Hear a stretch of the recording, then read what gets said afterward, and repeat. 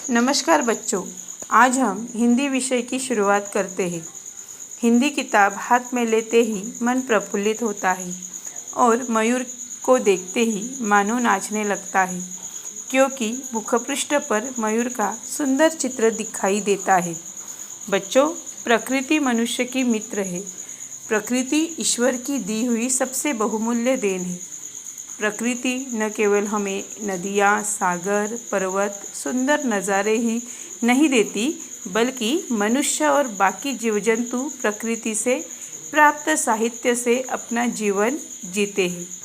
प्रकृति के कारण ही हम अनेक रंगों की छटा देख सकते हैं।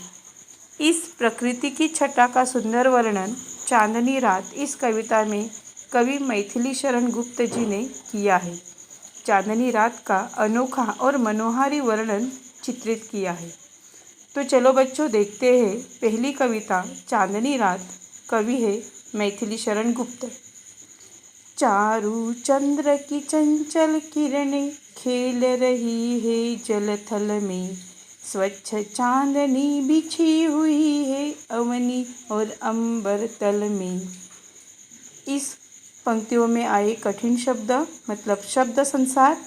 चारू का अर्थ है सुंदर, थल भूमि, जल का अर्थ आप सबको पता है, जल मतलब पानी, अवनी मतलब पृथ्वी और अंबर का अर्थ है आकाश।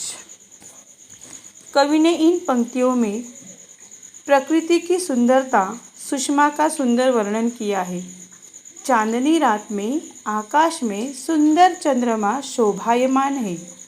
चंद्र की चंचल किरणें झिलमिल करती हुई यहाँ वहाँ खेल रही है और इन्हें देखकर ऐसा लगता है जैसे वे जल और जमीन के साथ खेल रही हो। चंद्रमा का निर्मल प्रकाश पृथ्वी पर और संपूर्ण आकाश में फैला हुआ है और चंद्रमा का प्रकाश जल और थल को प्रकाशित कर रहा है।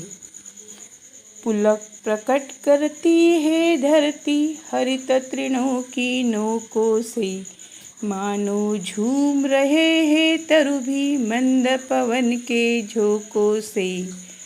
शब्द संसार है पुलक मतलब रोमांच या खुशी, हरित का अर्थ है हरि या हरा, तृण मतलब घास, तरु का अर्थ है पेड़ वृक्ष, मंद मतलब धीमा, नोकों से घास का सिरा।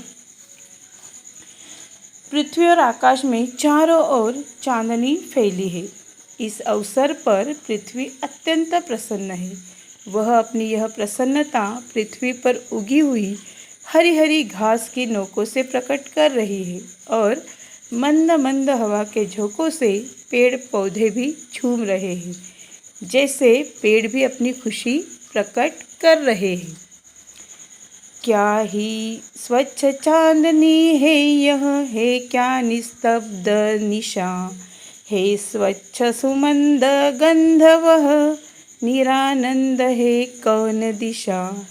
शब्द संसार है निस्तब्ध मतलब जो हिलता डुलता न हो, शांत, सुमंद बहुत ही धीमी, निशा का अर्थ है रात, गंध का अर्थ है सुगंध, निरानंद मतलब जिसमें आनंद न हो या आनंद रहित। चांदनी रात की बात ही अलग होती है। आकाश में चमकते तारों और चंद्रमा के कारण रात भी प्रकाशमान होती है। कवि चंद्रमा के स्वच्छ प्रकाश में निखरी हुई रात्रि का वर्णन करते हुए कहते हैं कि यह चांदनी निर्मल है और यह रात कितनी शांत, जैसे थम सी गई है। एक मनमोहक सुगंध वातावरण में सर्वत्र फैली हुई है।